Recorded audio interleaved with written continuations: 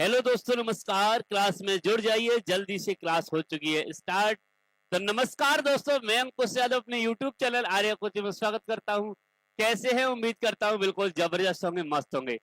जल्दी से जुड़ जाइए। मेरी आवाज कैसी आ रही है? थोड़ा सा दिक्कत दे रही होगी, थोड़ा सा मैनेज कर लीजिए, ठीक है? थोड़ा सा आप मैनेज कर लीजिए आवाज को, बाकी कोई दिक्कत नहीं। जल्दी से आ जाइए भाई। जीके के जबरदस्त क्वेश्चन और 3 बजे से ही लाइव एसएससी जीडी वालों के लिए। एसएससी जीडी वालों, अगर वास्तविकी इस बार गर्दा काटना है, मेहनत करनी है और अच्छा स्कोर करना है तो इस क्लास में जरूर जुड़ जाना, ठीक है? इस क्लास में जरूर से जुड़ जाना। चलिए, इसमें साफ साफ एक पहला प्रश्न है। कल हमने बिल्कुल गुड इवनिंग बिल्कुल बहुत अच्छे। जल्दी से गुड इवनिंग, जल्दी से बताइए। इसमें लिखा हुआ है, पहला प्रश्न है, ऋग्वेद भजनों का एक संग्रह है। ऋग्वेद भजनों का एक संग्रह है, इसमें कितने, बिल्कुल अगर बात करूं ऋग्वेद भजनों का संग्रह है, कितने इसमें भजन है, अगर कितने इसमें बिल्कुल वैदिक संस्कृत भजनों में, बिल्कुल जल्दी से बताइए। इसका कमेंट बॉक्स में कमेंट आंसर कीजिए कि इसका सही आंसर क्या होगा। और देखिए, जो बच्चा सबसे ज्यादा अच्छे आंसर करेगा वो जरूर इसमें यानी कि कुछ ना कुछ महारत हासिल करेगा, ठीक है? इसलिए आंसर देने के बाद आप जरूर कमेंट कर दीजिए। देखिए, ऋग्वेद में भजनों का एक संग्रह है, 1028, 1076, 1124 या 1152। बिल्कुल ए आंसर दिया है ऋतिक पटेल ने। सर गिफ्ट बिल्कुल दूंगा, ऑनलाइन ही दे दूंगा, बाद में आप टेंशन न लेना। बस ईमानदारी के साथ आप काउंट करते जाना कि आपके कितने प्रश्न सही हुए हैं। बिल्कुल बिल्कुल। देखिए, ये सबसे अगर बात करूं, ऋग्वेद जो है सबसे पुराना वेद, सबसे पुराना ग्रंथ।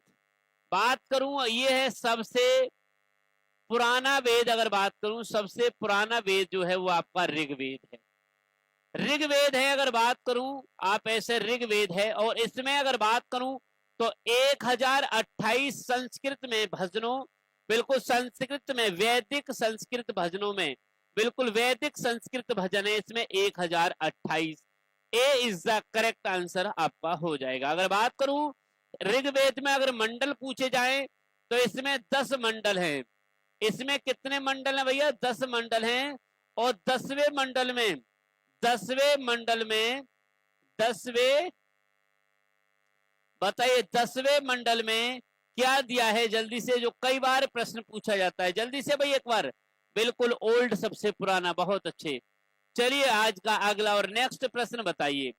जल्दी से इस प्रश्न को बताइए। निम्नलिखित में से किसने वज्र पर प्रस्तावित हमले के बारे में सलाह देने के लिए एक बुद्ध से मुलाकात की? बताइए, इसमें से किसने वज्र पर, बिल्कुल बात है, राधा गुप्त, बस्कार, अशोक या यश? जल्दी से, बिल्कुल 10, बिल्कुल 10 मंडल हैं, बहुत अच्छे। जल्दी से बताइए, बिल्कुल जल्दी। निम्नलिखित में से किसने वज्र पर हमला, वज्र पर प्रस्ताव हमले के बारे में सलाह लेने के लिए बुद्ध से मुलाकात की? राधा गुप्त, बस्कार, अशोक या? बिल्कुल जल्दी से कमेंट कीजिए। बिल्कुल राइट आंसर इसका कौन सा हो जाएगा? बहुत अच्छे, बिल्कुल बहुत अच्छे। नहीं पता, B is the correct answer. इसका भी, ये एसएससी जीडी ने प्रश्न पूछे हैं और पहले भी पूछे जा चुके हैं। सभी बच्चे जुड़ जाइए, कमेंट कर दीजिए, सभी आ जाइए। मुझे लगता है बच्चों को अभी पता नहीं चला है। बिल्कुल सर, मुझे आ लग रहा है, ए लग रहा है। चलिए, ए राधा गुप्त नहीं था, बस्कार था, ठीक है, बस्कार। चलिए कोई नहीं, आज का अगला प्रश्न बताइए। निम्नलिखित में से कौन सा वेद सबसे पुराना वेद है? भाई वेद लिखा हुआ है यहाँ पर, क्या लिखा है? कौन सा? हाँ, कौन सा वेद, कौन सा वेद है? बताइए, ये बता चुके हैं अभी। बताइए इनमें सबसे, हाँ, सबसे पुराना वेद कौन सा है? एक बार कमेंट कर दीजिए, इसमें सबसे पुराना वेद कौन सा है? देखते हैं जल्दी से। हाँ, अगर बात करें तो इसमें कुल अगर बात करें तो 4 वेद हैं, 4 वेद हैं। और 4 वेद में अगर पूछ लिया जाए सबसे पुराना वेद, तो सबसे पुराना वेद कौन सा होगा? बताइए। सबसे पुराना वेद है ऋग्वेद।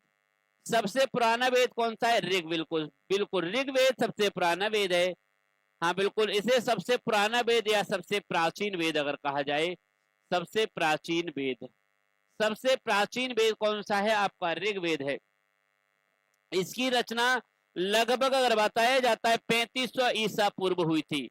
इसकी अगर रचना की बारे में की जाए तो इसकी रचना 3500 ईसा पूर्व पहले हुई थी। 3500 ईसा पूर्व इसकी रचना बताई जाती है। सॉरी, बिल्कुल कोई दिक्कत नहीं। इसमें अगर बात करें तो 1028 सूक्त हैं, 1028 सूक्त हैं, 1028 सूक्त हैं, 10 मंडल हैं।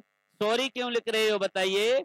अगर बात करें 10 इसमें मंडल हैं, और नेक्स्ट अगर बात की जाए लगभग 10,600 श्लोक हैं। अगर इसमें बात की जाए ऋग्वेद में, तो इस ऋग्वेद में 10,600 श्लोक है। समझ गए?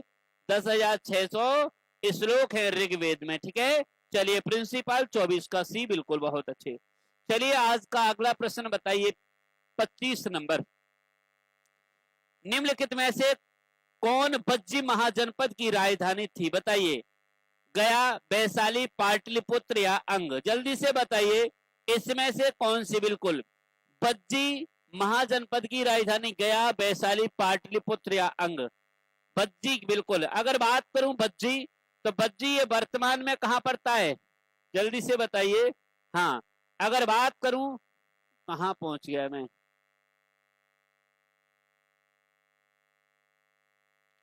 अगर बात करूं बज्जी, तो जो बज्जी जो है इस समय वर्तमान में कहां पर है ये बज्जी? वर्तमान में ये बिहार में, वर्तमान में ये जगह पड़ती है भैया बिहार में। अब आपसे पूछा है बज्जी की राजधानी पूछिए, वर्तमान में ये जगह पड़ती है बिहार में। बिल्कुल बिहार में स्थित है, बिल्कुल। हाँ बताइए। चलिए, अगर इसमें पूछा है तो बज्जी जो थी, बिल्कुल बज्जी जो थी वो वैशाली, बिल्कुल। इनमें कौन सी बज्जी महाजनपद की राजधानी थी? तो Vaishali is the correct answer हो जाएगा। बिल्कुल वैशाली इज द, बिल्कुल सर। मॉक टेस्ट कहाँ लगेगा? मॉक टेस्ट कोई दिक्कत नहीं, बता दूंगा मॉक टेस्ट कहाँ लगेगा। बाकी इन प्रश्नों को देखते रहिए। बिल्कुल बज्जी महाजनपद वैशाली, बिल्कुल। हाँ बिल्कुल बिल्कुल, बहुत अच्छे। इसे हाँ वर्तमान में अगर बात करूं, चलिए राइट आंसर इसका बिल्कुल option number B is the correct answer. बताइए भाई इसका नेक्स्ट। वेद चारों, जल्दी से बताइए, वेद चारों वेदों में से, ये गलत लिख दिया है, खाली स्थान है यहाँ। वेद चारों वेदों में से सबसे छोटा है। ये हिंदू परंपरा में एक दिव्य स्थिति रखता है और धुनों और मंत्रों का संग्रह। बताइए कौन सा वेद, कौन सा वेद इसमें दिया है? कौन सा वेद चारों वेदों में सबसे छोटा है? ये हिंदू परंपरा में एक दिव्य स्थिति रखता है, और नेक्स्ट दिया है और धुनों और मंत्रों का संग्रह है। जल्दी से बताइए, धुनों और मंत्रों का संग्रह है। बिल्कुल, प्रिंसिपल ने 25 का भी, ऋतिक पटेल ने 25 का भी। चलिए हाँ बात करते हैं। इसमें अगर बात करें तो सबसे ये जो साम वेद जो है, ये साम वेद ये संगीत का वेद है। इसी को कहते हैं संगीत का वेद है, संगीत का वेद है साम वेद। ठीक है, यही इसका राइट आंसर हो जाएगा। B is the correct answer, B is the आपका करेक्ट आंसर हो जाएगा। चलिए आगे का नेक्स्ट क्वेश्चन।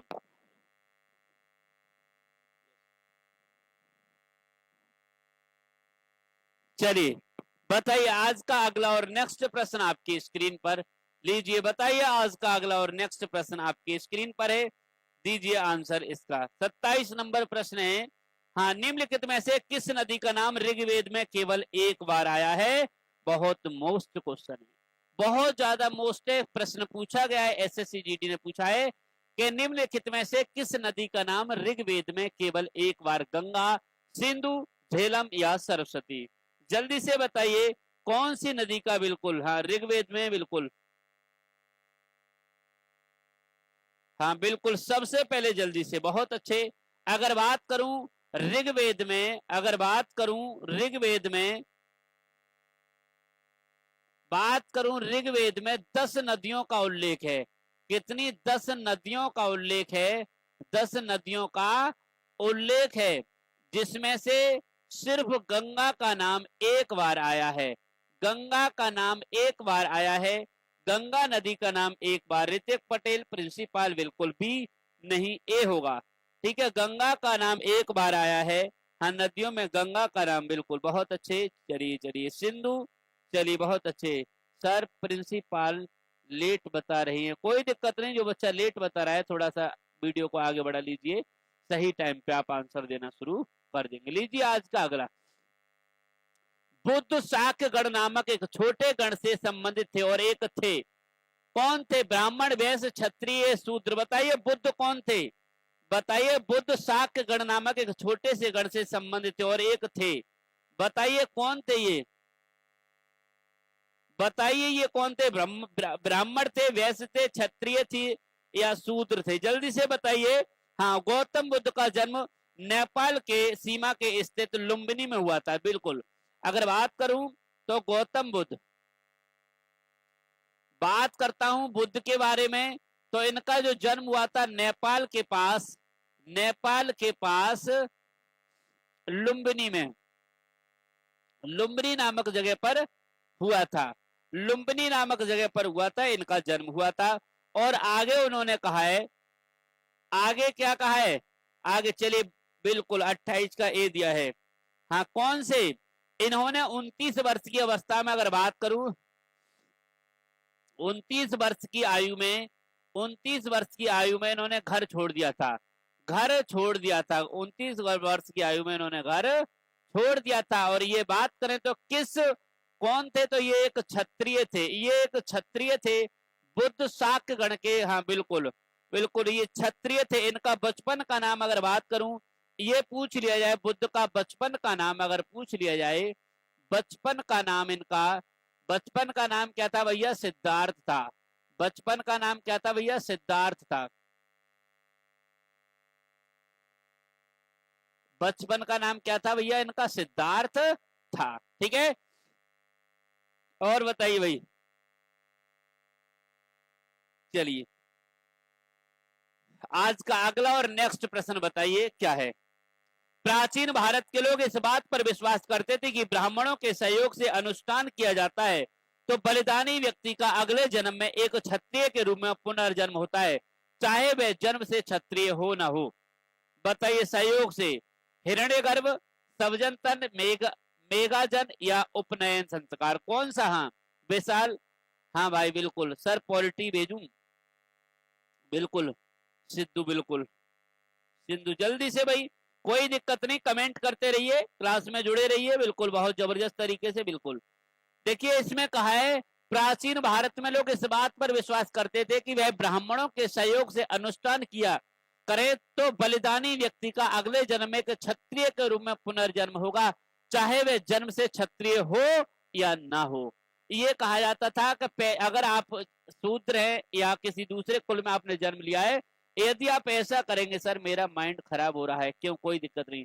अगर बात करूं हिरण्यगर्भ, हाँ बिल्कुल, अगर बात करूं हिरण्यगर्भ जो होता था, हिरण्यगर्भ अनुष्ठान किया जाता था, बहुत अच्छे।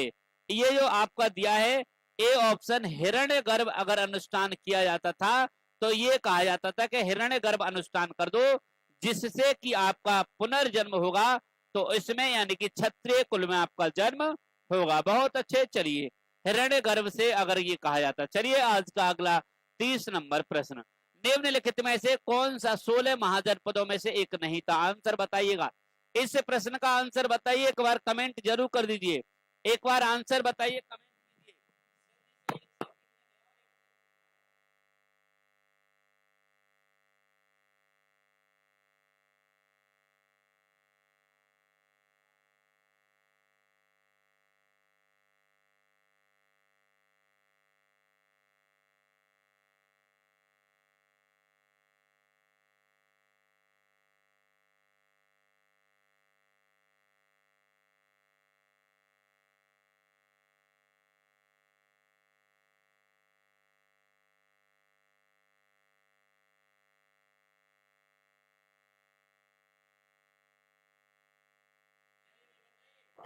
जल्दी से, पाकिस्तान पुलिस का फॉर्म भरना है मुझे, पाकिस्तान पुलिस का फॉर्म भरवा देंगे, टेंशन न लीजिए। निम्नलिखित में से कौन सा 16 महाजनपदों में से एक नहीं था? कुरु, कामरूप के कोशन या अंग, जल्दी से बताइए। हाँ बहुत अच्छे। हाँ देखिए, कुरु भी था, कोशन भी था, अंग भी था, लेकिन कामरूप नहीं था। ये राइट आंसर बी, कामरूप कोई यानी कि महाजनपद नहीं था। बिल्कुल, दिल्ली पुलिस का कब आ रहा है। चलिए बहुत अच्छे। अगर बात करूं तो कौन से 16 महाजनपद थे, कितने 16 महाजनपदों में 8 महाजनपद कहां थे, उत्तर प्रदेश में मौजूद। देखिए 16 महाजनपद थे, 16 महाजनपद थे, जिसमें 8 महाजनपद, 8 महाजनपद कहां थे, उत्तर प्रदेश में थे, उत्तर प्रदेश में थे। अगर बात करूं कौन कौन से, तो लिख लीजिए, मल्ल, काशी, कौशल, वत्स, चेदी, पांचाल और सूरसेन और कुरु, ये जो थे 8, ये उत्तर प्रदेश में मौजूद हैं या मौजूद थे। चलिए आज का अगला और नेक्स्ट प्रश्न स्क्रीन पर ये रहा। वेद ऋषि कपिल का संबंध भारतीय दर्शन के संप्रदाय से था। वेद ऋषि कपिल का संबंध, अरे भैया कपिल का संबंध बताना है। कपिल का संबंध किससे था, कपिल का संबंध किससे था, न्याय से, वैश्विक, सांख्य या मीमांसा। अगर बात करूं कपिल देव भैया क्रिकेटर हैं, क्या क्रिकेट से है कपिल। अगर बात करूं, और क्रिकेट में बनती है संख्या, जब रन बनाते हैं तो बनती है संख्या, इसलिए याद कर लीजिए संख्या, यानी सांख्य दर्शन से इनका संबंध है। बिल्कुल सांख्य दर्शन से इनका संबंध है। अगर बात करूं योग, अगर योग से याद करेंगे, योग दर्शन की अगर मैं बात करूं, योग दर्शन की, तो इस समय जानते हैं योग बाबा रामदेव, योग बाबा रामदेव। और बात करता हूं बाबा रामदेव की, अगर कंपनी का नाम है, यानी कि जो जिससे चलाते पतंजलि, पतंजलि जो थे वो योग दर्शन से संबंध। न्याय की अगर बात करूं तो न्याय से कौन थे बताइए, न्याय की अगर बात करूं, न्याय दर्शन थे, तो न्याय दर्शन थे महर्षि गौतम। महर्षि गौतम का जो संबंध था, महर्षि गौतम का संबंध न्याय दर्शन से, गौतम का संबंध। चलिए करते हैं आज का अगला और नेक्स्ट प्रश्न लीजिए। वैदिक कालीन, बिल्कुल वैदिक कालीन चतुराश्रम व्यवस्था के अनुसार पारिवारिक अवधि के लिए निम्न में से किस पद का प्रावधान किया गया, संन्यास, ब्रह्मचर्य, वानप्रस्थ या गृहस्थ। जल्दी से, हाँ बिल्कुल, राधे राधे सर, राधे राधे राधे राधे, जल्दी से बताइए। 32 नंबर प्रश्न, वैदिक कालीन चतुराश्रम व्यवस्था के अनुसार पारिवारिक अवधि के लिए निम्न में से किस पद का प्रावधान किया गया, संन्यास, ब्रह्मचर्य, वानप्रस्थ या गृहस्थ। देखिए अगर बात करूं तो मनु स्मृति के अनुसार, अगर बात करूं यहीं पर मनु स्मृति के अनुसार, मनु स्मृति के अनुसार, मनु स्मृति के अनुसार, मनु स्मृति के अनुसार अगर बात करते हैं तो मानव को 4 आश्रमों में बांटा गया। मानव को, किसको, मानव को 4 आश्रमों में बांटा गया। किस 4 आश्रमों में बांटा गया, 4 आश्रमों में बांटा गया। 4 आश्रमों में बांटा गया, कौन कौन से थे लीजिए भैया, संन्यास, ब्रह्मचर्य, वानप्रस्थ और गृहस्थ। कौन कौन से थे, तो ये थे, बांटा गया 4 आश्रम, ब्रह्मचर्य आश्रम, गृहस्थ आश्रम, वानप्रस्थ आश्रम और संन्यास आश्रम। इसी में एक गृहस्थ आश्रम, अगर बात करूं इसी में एक गृहस्थ आश्रम जो था, इसी में अगर बात करूं गृहस्थ आश्रम, इस समय मनुष्य को अपने सामाजिक और पारिवारिक जीवन पर ध्यान देने की आवश्यकता होती थी। यह चरण 25 वर्ष से 50 वर्ष तक है। अगर बात करूं गृहस्थ, तो ये 25 वर्ष से 50 वर्ष, इसमें जो है गृह जीवन यानी कि आपको बिताना पड़ता था।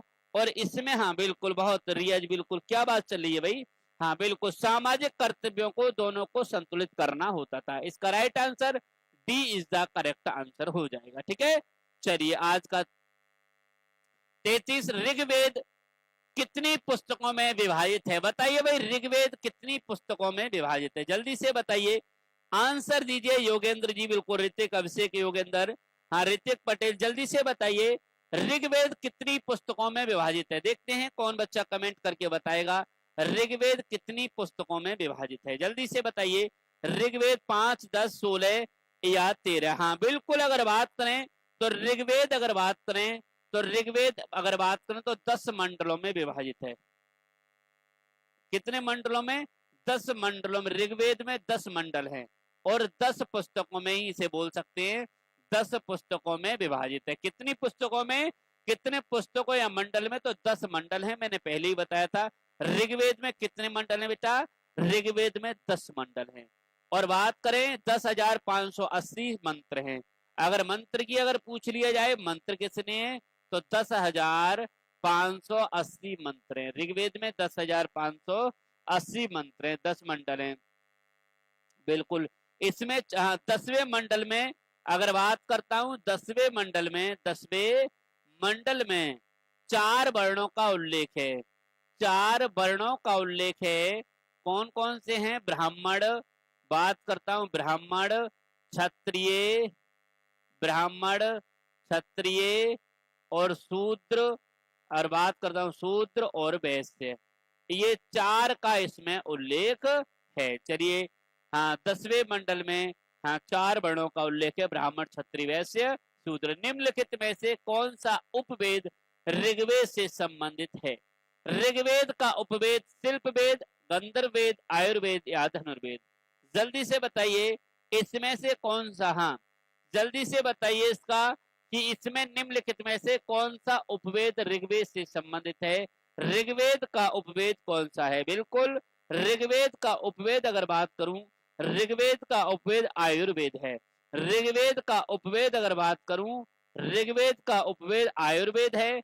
ऋग्वेद का उपवेद क्या है? आयुर्वेद है।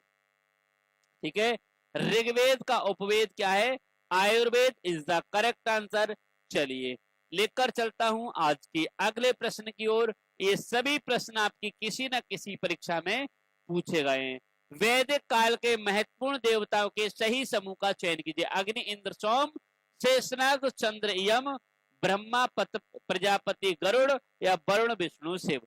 जल्दी से बताइए इसका। हाँ बिल्कुल, सभी बच्चे एक बार कमेंट कर दो, शेयर कर दो, और जिस बच्चे ने चैनल को सब्सक्राइब नहीं किया सब्सक्राइब और लाइक कर दो। वैदिक काल के महत्वपूर्ण देवताओं के सही समूह का चयन कीजिए। बिल्कुल, अग्नि, इंद्र और देवता। अग्नि, इंद्र और सोम, यही इसका राइट आंसर है। वैदिक काल के महत्वपूर्ण देवताओं का सही क्रम यही है, अग्नि, इंद्र और सोम। अग्नि, इंद्र और सोम। चलिए बहुत अच्छे। अगर बात करें, हाँ जिन देवताओं का मुख्य रूप से वेदों में वर्णन हुआ है वे यही है, हाँ अग्नि, इंद्र, सोम और पृथ्वी।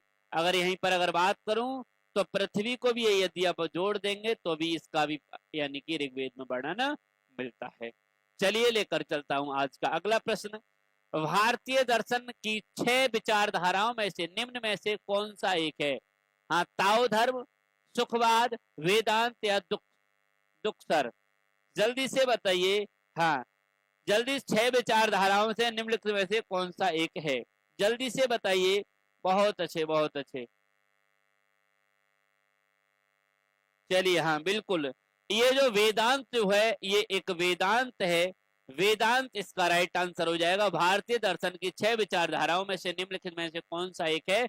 वेदांत एक इसका राइट आंसर हो जाएगा। चलिए आज का अगला और नेक्स्ट प्रश्न आपकी स्क्रीन पर इसमें दिया है। राजगृह कई वर्षों तक मगध की राजधानी रहा। राजगृह कई वर्षों तक मगध की राजधानी रहा, बाद में राजधानी को स्थानांतरित कर दिया गया। बताइए कहां के लिए स्थानांतरित कर दिया? जल्दी से बताइए। हाँ बिल्कुल, ऋतिक पटेल 36 का सी आंसर देते रहिए। मैं सभी का देख रहा हूं, सभी का मैं आंसर देखता रहता हूं।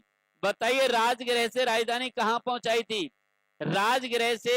राजगृह कई वर्षों तक मगध की राजधानी थी। राजगृह मगध की राजधानी थी, लेकिन बाद में इसे स्थानांतरित करके कहां कर दिया गया? बिल्कुल, इसे स्थानांतरित करके पाटलिपुत्र कर दिया गया था। ध्यान से, मगध की राजधानी राजगृह थी।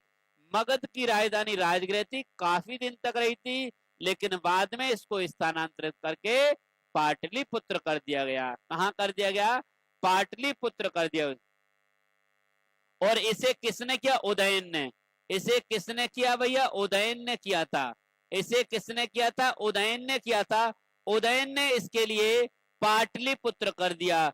उदयन ने इसे हाँ पाटलिपुत्र कर दिया। और बात करूं ये वर्तमान में कहां पड़ता है, अगर बात करूं वर्तमान में अगर जगह पूछ लिए जाए तो जल्दी से बताइए, कोई बच्चा बताएगा वर्तमान में पाटलिपुत्र कहां पर है? पाटलिपुत्र किसे कहते हैं वर्तमान में? जल्दी से कमेंट कर दीजिए। पाटलिपुत्र वर्तमान में बताइए। पाटलिपुत्र जल्दी से बताइए, पाटलिपुत्र को वर्तमान में किस जगह के नाम से जानते हैं? पाटलिपुत्र को वर्तमान में किस जगह के नाम से जानते हैं भैया? पाटलिपुत्र को वर्तमान में पटना के नाम से जानते हैं, जो बिहार में है। कहां पर है भैया? जो बिहार में है। पाटलिपुत्र को ही पटना कहते हैं। बिल्कुल कमेंट करते रहा करो भैया, कमेंट अगर आप लोग करते रहोगे तो। प्राचीन काल में नदी के दक्षिण के क्षेत्र को मगध के नाम से प्राचीन काल है यहाँ, ठीक है। हाँ प्राचीन काल में खालिस्तान, प्राचीन काल है ये, प्राचीन काल है यहाँ प्राचीन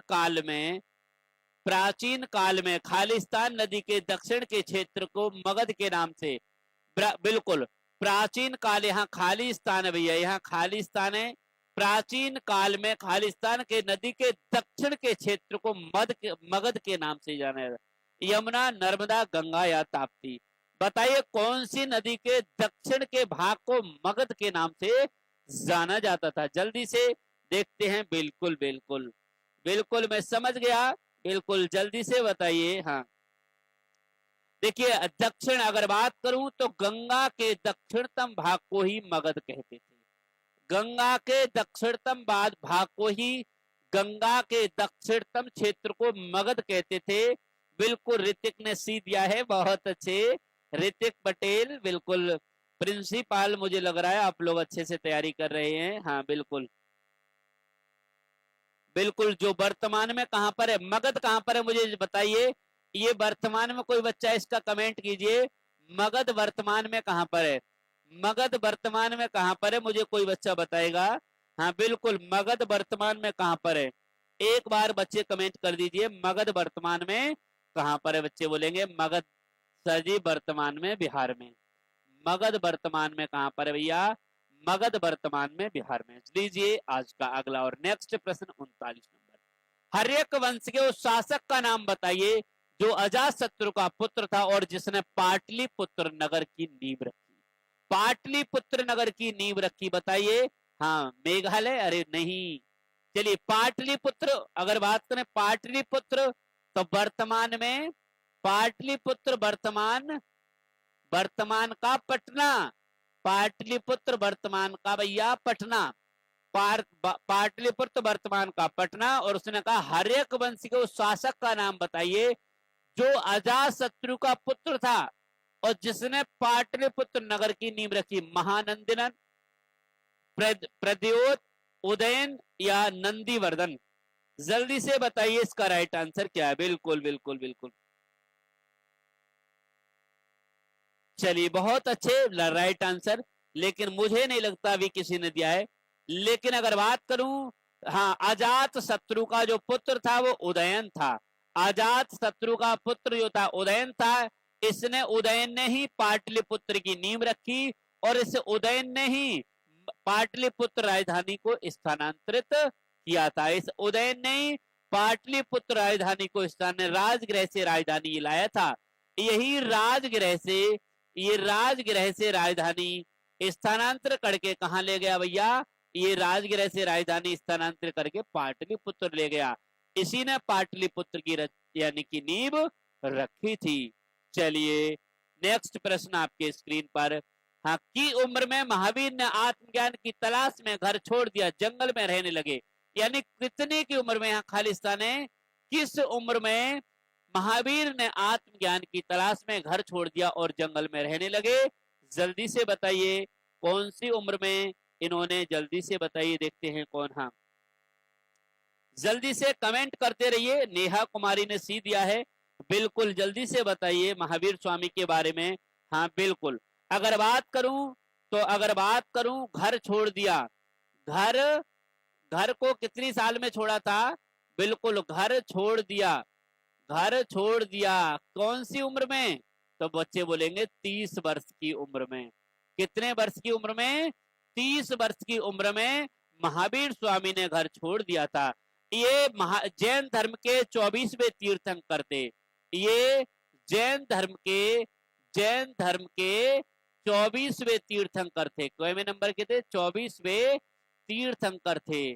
तीर्थंकर थे। 24वें तीर्थंकर कौन थे भैया?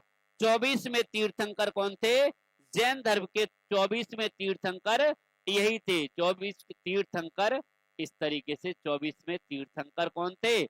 महावीर स्वामी जैन थे। 24वें तीर्थंकर महावीर स्वामी जैन थे। हाँ, 23वें बात करें पार्श्वनाथ। अगर यहीं पर अगर पूछ लिया जाए 23वें तीर्थंकर, 23वें तीर्थंकर अगर पूछ लिया जाए जैन धर्म के तो कौन है? कौन थे भैया? पार्श्वनाथ। कौन थे भैया? पार्श्वनाथ थे। पार्श्वनाथ इसके 23वें तीर्थंकर थे। बहुत अच्छे, बहुत अच्छे।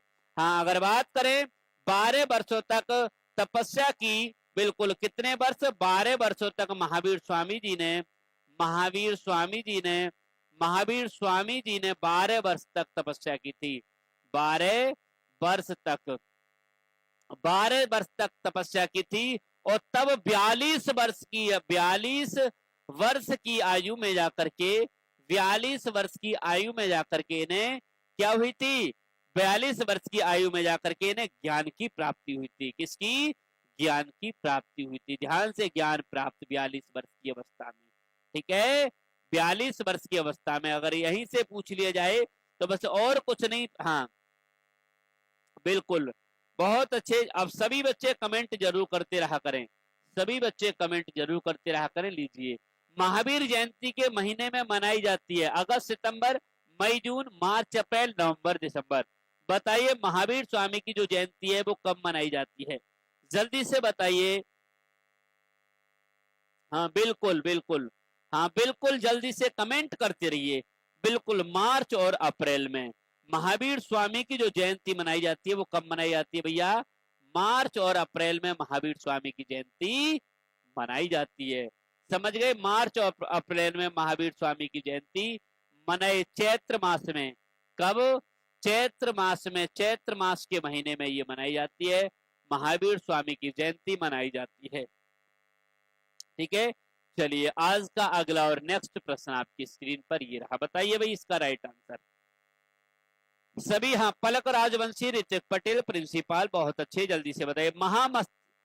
महामस्तकाभिषेक एक जैन त्योहार है जो प्रत्येक वर्ष एक बार मनाया जाता है। बताइए यहाँ। हाँ बिल्कुल, जल्दी से बताइए। महामस्तकाभिषेक एक जैन त्योहार है, हाँ, जो कितने वर्षों बाद मनाया जाता है? हाँ बिल्कुल, ये एक त्योहार है और इस त्योहार को अगर बात करूं तो 12 वर्ष बाद मनाया जाता है। महामस्तकाभिषेक एक जैन त्योहार है जो प्रत्येक वर्षों में एक बार, यानी कितने?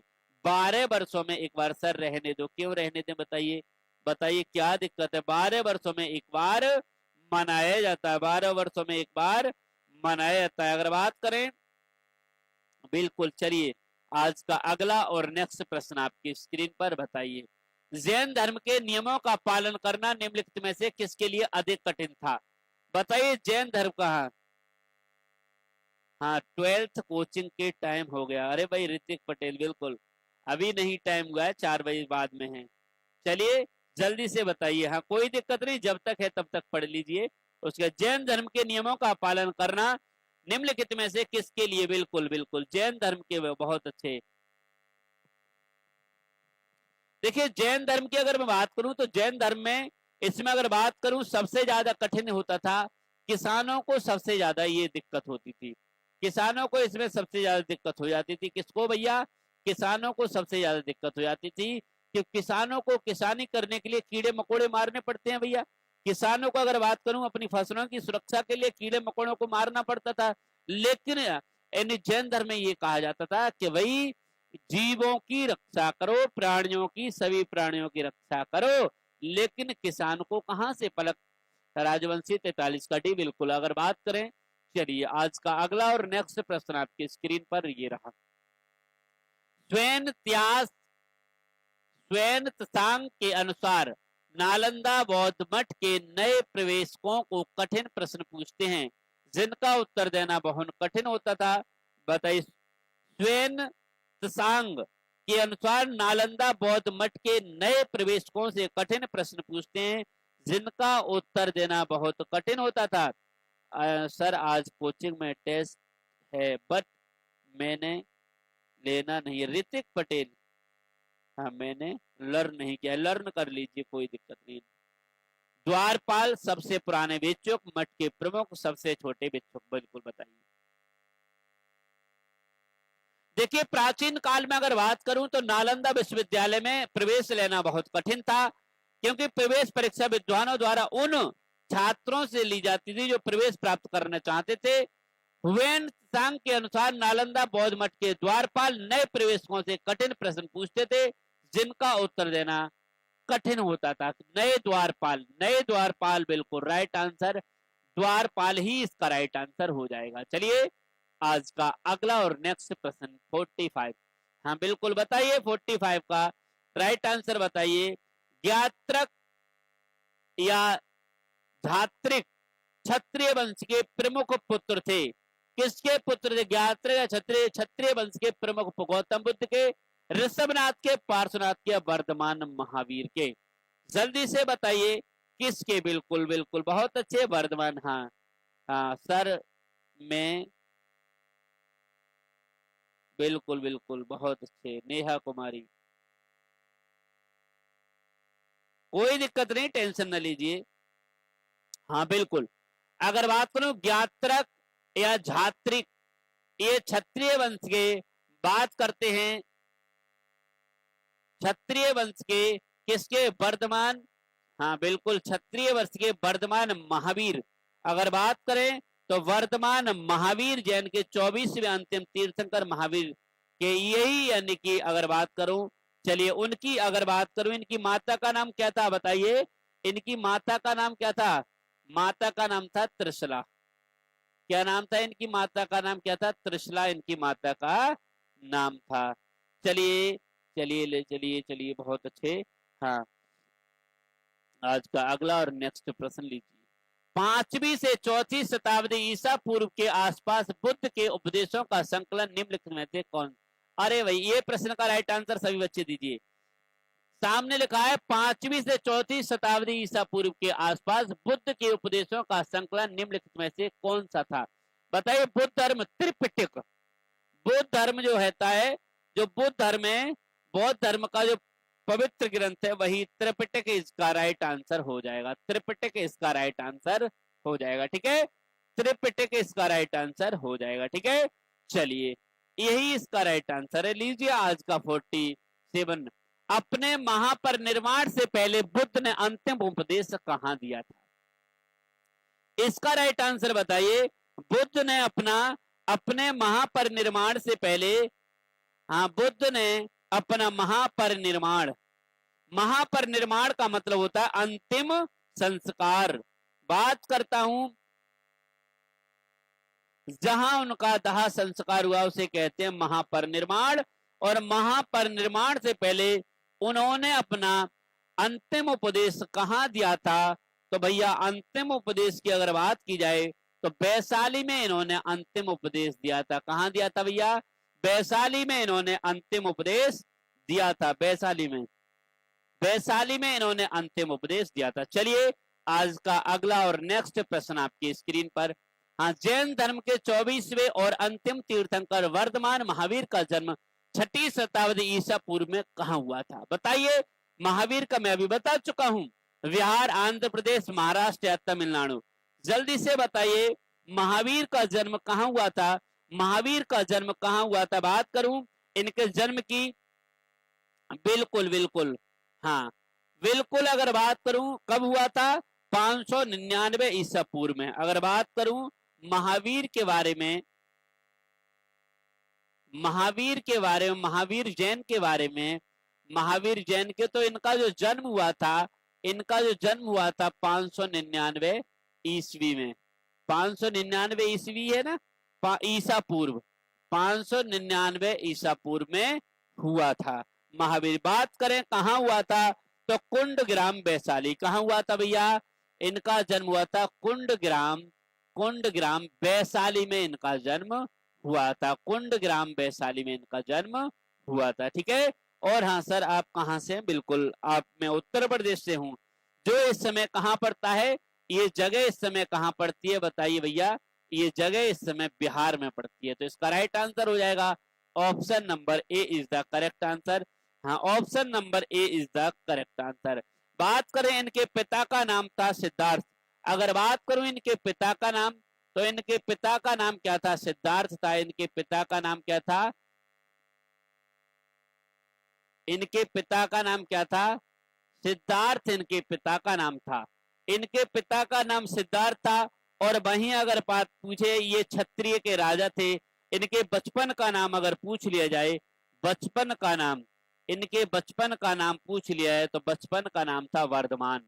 महावीर जी का बचपन का नाम क्या था, वर्धमान महावीर जी के बचपन का नाम था। 12 वर्षों की कठिन घोर तपस्या करने के बाद 42 वर्ष में इन्हें यानी कि ज्ञान की प्राप्ति हुई थी। और 72 वर्ष की आयु में इन्होंने यानी कि अंतिम सांस ली थी। कहा, जम्बिक के समीप रिजु पालिका नदी के तट पर इन्होंने यानी कि, चलिए आज का 49, एलिफेंटा गुफा में संप्रदाय से जुड़े शैल चित्रों रॉक आर्ट का संग्रह है। विष्णु, बुद्ध, शिव या तीर्थंकर महावीर स्वामी। एलिफेंटा गुफा में बताइए किससे संबंधित है, एलिफेंटा में, बिल्कुल एलिफेंटा गुफा में, या बिल्कुल जल्दी से बताइए इसका राइट आंसर किससे होगा, बिल्कुल C is the correct answer, Shiva से। इसका एलिफेंटा में जो गुफा है उसका संबंध किससे है, शिव से है।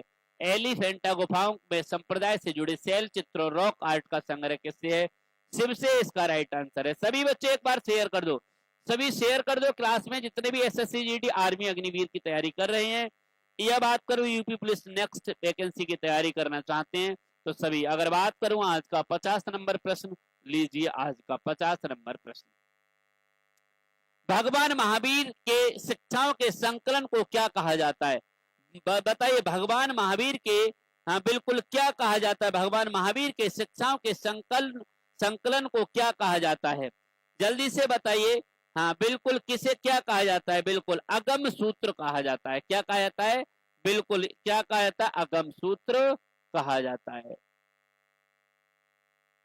अगम सूत्र कहा जाता है। ठीक है, भगवान महावीर स्वामी की शिक्षाओं के संकलन को क्या कहा जाता है, अगम सूत्र कहा जाता है। एक बार सभी शेयर कर दीजिए। ठीक है, चलिए एसएससी जीडी वालों, अगर जीके में अच्छा स्कोर कर रहा है तो यहाँ से प्रश्न पढ़ के चले जाना। को लाइट ऑफ एशिया की ज्योति के रूप में भी जाना, किसके लिए बताइए, किसके लिए लाइट ऑफ एशिया या एशिया की ज्योति के रूप से जाना जाता है, रूमी, बुद्ध, गांधी या स्वामी विवेकानंद। बिल्कुल 48 का ए, बिल्कुल 49, 50 का सी। बताइए किसके लिए लाइट ऑफ एशिया के नाम से जाना जाता है, बताइए लाइट ऑफ एशिया के नाम से किसे जाना जाता है, तो बच्चे कहेंगे बुद्ध के लिए लाइट ऑफ एशिया के नाम से जाना जाता है, बुद्ध के लिए लाइट ऑफ एशिया के नाम से जाना जाता है। गौतम बुद्ध को बात करूं, गौतम बुद्ध को लाइट ऑफ एशिया के नाम से जाना जाता है। अगर बात करूं इनका जन्म, गौतम बुद्ध का अगर जन्म बताएं, तो गौतम बुद्ध का जन्म कब हुआ था, 563 ईसा पूर्व में, 563 ईसा पूर्व में नेपाल के पास, नेपाल के पास लुम्बिनी में हुआ था। कहाँ हुआ था, लुम्बिनी में, नेपाल के पास इनका जन्म हुआ था। ठीक है, और अगर जानना चाहते हैं, चलिए अगर इन बिल्कुल इन्हें ज्ञान की प्राप्ति बोध गया बिहार में, अगर बात करूं इनके ज्ञान की प्राप्ति अगर पूछ लिया जाए, ज्ञान प्राप्त, तो बोध गया, कहां पर, बोध गया बिहार में,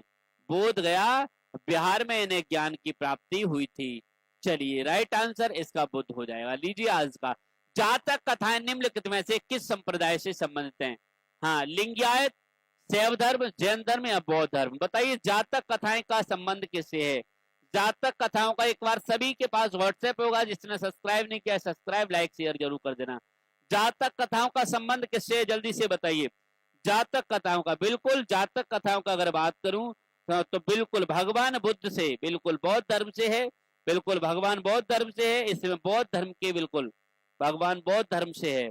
बौद्ध धर्म से जातक कथाओं का संबंध है, जातक कथाएं का संप्रदाय जो है वो बौद्ध धर्म से, और इसमें रश्मि राघव बावन का डी बहुत अच्छे। अगर बात करें इसमें क्या दिया है तो गौतम द्वारा हाँ कही गई बिल्कुल जो संभवतः गौतम बुद्ध द्वारा गौतम बुद्ध की कथाओं का संग्रह यानी कि इसी में है। चलिए आज का अगला और नेक्स्ट, नालंदा किस धर्म का प्राचीन शिक्षण संस्थान है? नालंदा किस धर्म का प्राचीन शिक्षण संस्थान है? ईसाई, जैन, बौद्ध या इस्लाम? जल्दी से बताइए नालंदा जो है किस धर्म का, जल्दी से बताइए नालंदा जो है किस धर्म का प्राचीन शिक्षण संस्थान है? ईसाई, जैन, बौद्ध या इस्लाम? बिल्कुल बिल्कुल नालंदा बौद्ध धर्म। हाँ बिल्कुल, अगर बात करूं नालंदा विश्वविद्यालय की, अगर यहीं पर अगर बात कर लिया है तो इसका जो स्थापना की थी, इसकी स्थापना कुमार गुप्त ने की थी। अगर नालंदा विश्वविद्यालय की अगर स्थापना अगर पूछ ली जाए, इसकी स्थापना अगर पूछ ली जाए, स्थापना अगर पूछ लिया है तो किसने की थी? कुमार गुप्त ने। किसने की थी? कुमार गुप्त ने इसकी स्थापना की थी। और ये जो है बौद्ध धर्म, बिल्कुल बौद्ध धर्म का प्राचीन संस्थान था, बौद्ध धर्म का प्राचीन संस्थान बौद्ध धर्म का ये था। चलिए बहुत अच्छे बहुत अच्छे। चलिए बिल्कुल अगर बात करूं हुएनसांग सिंह ने भी इसकी चर्चा की है। अगला प्रश्न करता हूं, आज का 54 नंबर प्रश्न आपकी स्क्रीन पर बताइए। प्राचीन काल में बौद्ध काल के दौरान कपिलवस्तु के शासक कौन थे? प्राचीन काल में बौद्ध काल के दौरान कपिलवस्तु के शासक कौन थे? तो प्राचीन काल में बौद्ध धर्म के यानी कि बौद्ध काल के दौरान कपिलवस्तु के शासक कौन थे? जल्दी से अंकित कुमार, पलक राजवंशी, रश्मि राघव, बिल्कुल सभी शेयर जरूर कर दिया करें। बिल्कुल अगर बात करें प्राचीन काल में बौद्ध काल के दौरान कपिलवस्तु के शासक कौन थे, तो बात करता हूं शाक्य, इसके प्राचीन काल में शाक्य थे। चलिए आज का अगला, 5वीं शताब्दी ईसा पूर्व में लिखा गया पाली कैनन किस धर्म का मूल ग्रंथ है? जल्दी से बताइए 5वीं शताब्दी ईसा पूर्व में लिखा गया पाली कैनन किस धर्म का मूल ग्रंथ है? बिल्कुल पाली, अगर बात करता हूं तो ये है बौद्ध धर्म का। कौन से धर्म का है भैया? बौद्ध धर्म का। बौद्ध धर्म का ये ग्रंथ है, बौद्ध धर्म का ये ग्रंथ है। तो देखिए आज के ये 4 बजे से अगर बात करूं क्लासों का शेड्यूल, टाइम टेबल, तो भैया एसएससी जीडी वालों अगर आपको बता दूं 2025 का जो एग्जाम में अच्छा स्कोर करना है, तो बात करता हूं मैथ की क्लास अगर लेनी है तो मैथ के लिए सुबह 10 बजे क्लास चलती है। क्या? सुबह 10 बजे आपकी क्लास चलती है, 0 लेवल से मैथ करा रहा हूं। बात करता हूं रीजनिंग की, तो रीजनिंग की क्लास जो आपकी चलती है वो 2 बजे चलती है रीजनिंग की क्लास। अगर बात करता हूं जीके की क्लास, ये सभी प्रश्न बहुत मोस्ट प्रश्न है, ये 3 बजे चलती है। बात करता हूं हिंदी की, तो हिंदी की क्लास चलती है रात 8 बजे। रात 8 बजे इन क्लासों में आना न भूलिए। ये जीके के एसएससी के लिए बहुत मोस्ट है सभी क्लासें, सभी बच्चे इन क्लासों में जरूर आइए। यदि वास्तव में एसएससी में अच्छा स्कोर करना है, मेहनत कीजिए, सफलता ज्यादा बड़ी चीज नहीं है, मिल जाएगी। और अगला टॉपिक पढ़ेंगे मौर्य उत्तर साम्राज्य, इसे हम कल पढ़ेंगे। सभी बच्चे साथ दो, सभी बच्चे सपोर्ट करो, सभी बच्चे शेयर करो। मेहनत यदि हम कर रहे हैं तो आप भी हमारे लिए मेहनत कीजिए, बस आपसे यही आग्रह करते हैं। बाकी आपको पता है अकेले के दम पर ये सभी चीजें मैं क्लियर कर पा रहा हूँ आपके लिए, लेकिन बस एक ही चीज चाहता हूँ आपसे कि आप मेरा साथ दीजिए, बस आप सपोर्ट करिए। मैथ नहीं आती कोई दिक्कत नहीं, मैथ आ जाएगी, ठीक है। आप सभी ने क्लास को देखा, इतनी देर तक आप सभी जुड़ रहे, आप सभी के लिए मेरा दिल से धन्यवाद। बाकी मिलूंगा नेक्स्ट क्लास में, तब तक के लिए रात 8 बजे तक के लिए नमस्कार, जय हिंद।